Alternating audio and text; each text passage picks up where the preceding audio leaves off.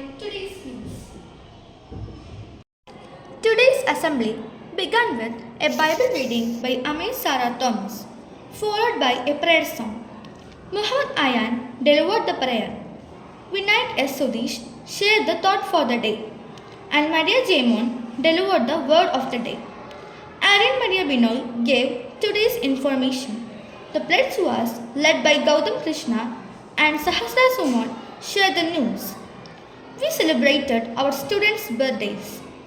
In recent events, Mika Susan Thomas won the fourth prize and Anna Susan Thomas received a consolation prize in the 5th Alfonso School Chess Tournament. 2025 held at St. Alfonso Public School, Kudamalu. The assembly concluded with some exercises.